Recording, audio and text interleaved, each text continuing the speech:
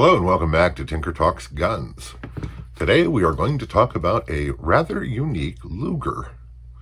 Now, the Luger was designed as an improvement over Borchardt's original toggle lock semi-automatic pistol, which was large, awkward, and unnecessarily complex, and in truth always made a better carbine with the stock affixed than it ever did a handgun. But Borchardt thought it was perfect, so young George Luger was engaged to improve the design, and improve it he did, creating one of the most iconic guns of the 20th century. And this one is even more special than that. And we'll talk about why in a minute. But first, I'd like to thank my supporters on Patreon. Everything costs money, and your contributions help more than you know.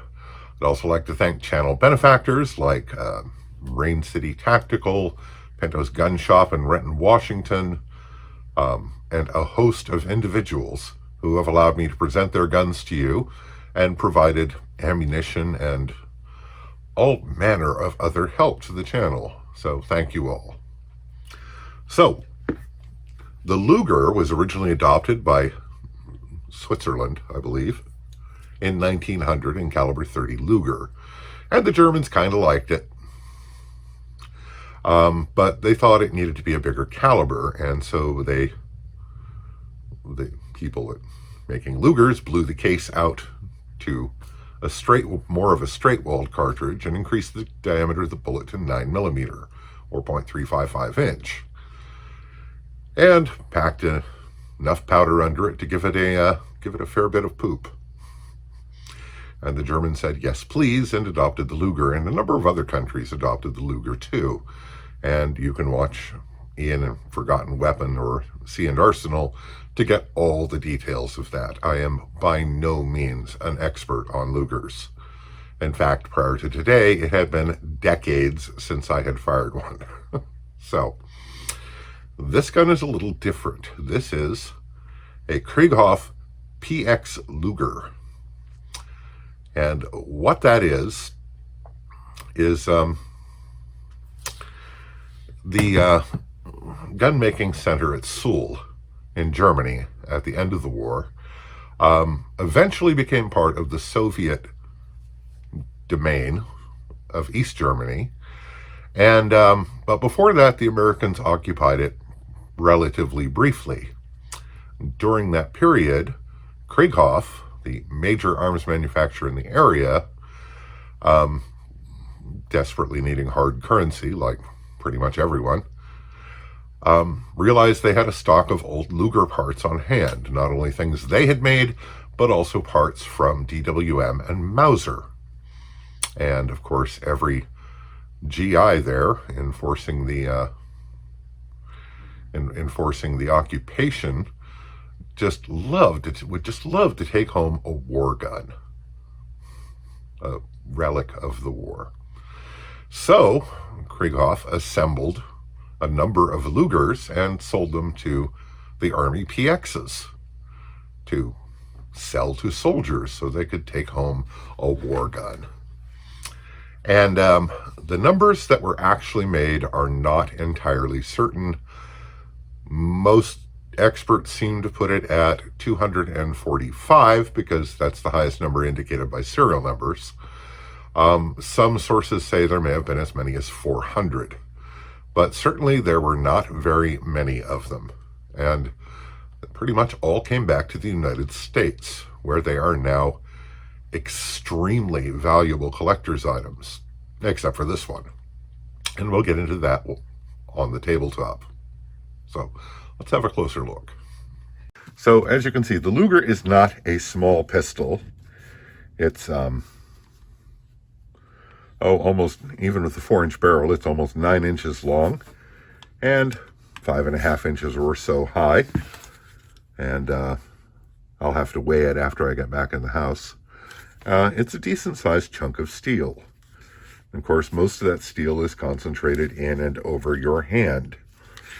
And it is a very odd-looking machine to modernize, But you have to remember, this was designed in the closing years of the 19th century, and they hadn't really established the conventions of semi-automatic pistols at that time.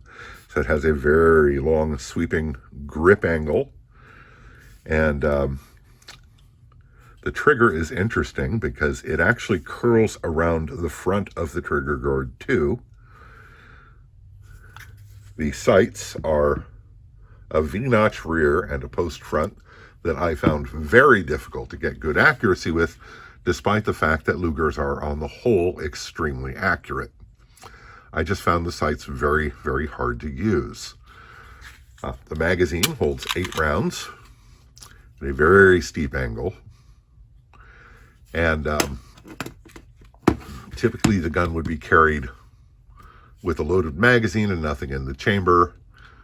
And so the safety here was more for after you had fired the gun and wanted to render it safe before, if you had something to do before you reloaded it.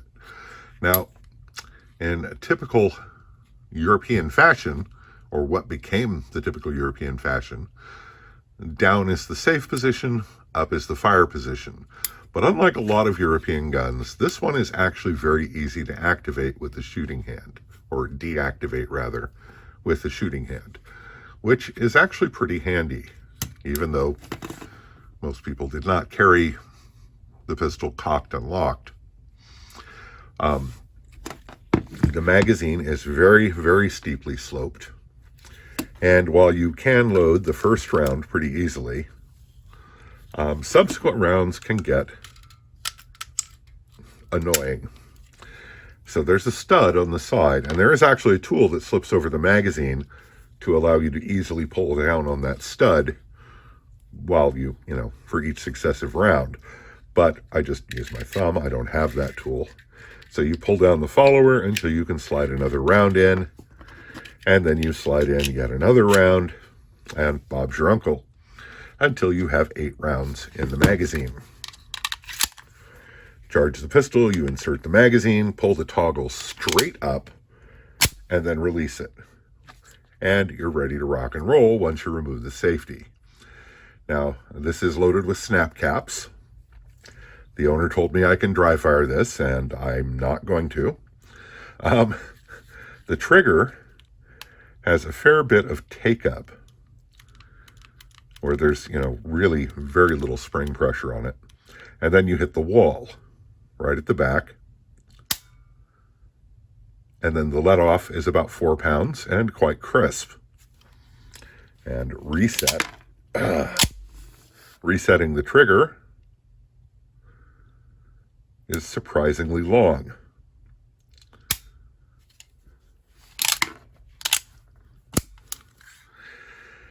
But, it's not a bad trigger at all. And as I said, these guns are sort of famously accurate. So that's more a matter of me. So why is this gun a rare type of Luger in beautiful condition? Why is this not a collector's piece? Why is this a shooter? Well, for one thing, it's been refinished. And that is death on collector value. I don't really know why a gun with a crappy finish is worth more than a beautiful gun, but that's how collectors work. So that's what it is. It also has aftermarket grips, which are very nicely made and very original looking, but they are not the original grips. The magazine, in this case, is a Mechgar. I had no idea Mechgar makes Luger magazines, which means not only is it not original, but it doesn't have the prized wooden magazine base that Luger collectors seem to value so much. And you can see, by the way, on these circles, that is a standard feature of these, and it's in case the magazine gets stuck, it gives you something to rip it out by, although this one drops free. So the collector's loss is our gain, because we need feel no compunctions about shooting this gun as much as we please. And, there's something to be said for that. You know, it's one thing to have a piece of history. It's another thing to use a piece of history and to actually fire it and feel what that's like. And,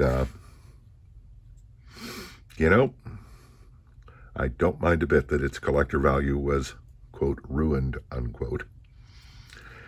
It's a beautiful old gun. It's in great condition. It's in very good working order. And, you know, that's fine with me. So I know a lot of you have probably never had the opportunity to fire a Luger. And with going for genuinely silly money these days, odds are not good. So you're probably wondering, what's it like to fire? In a word, it's snappy. All the weight is over your hand. There's no weight out front. And the toggle is pulling straight, going straight up at high speed.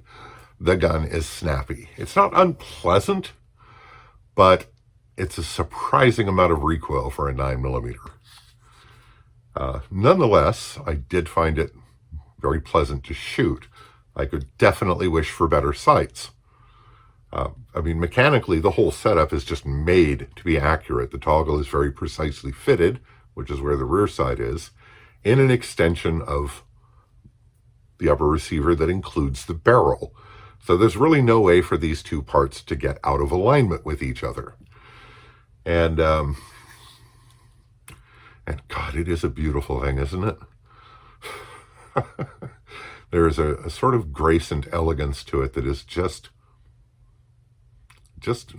you just don't get it in more modern pistols.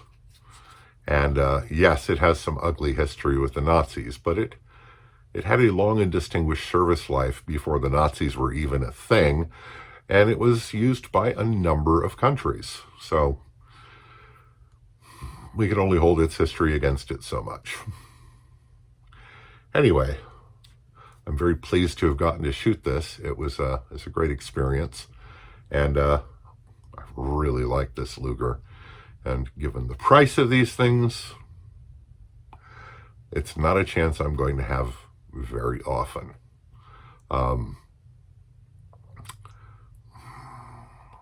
Shootable Lugers, good quality shooters like this, tend to run up to $3,000.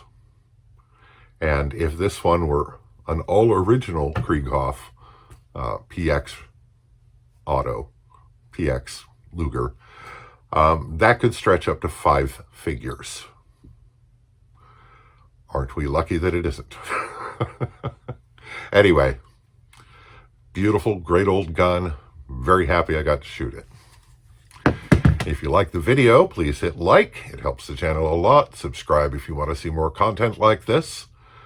And stay safe, take care, and we'll talk to you again real soon.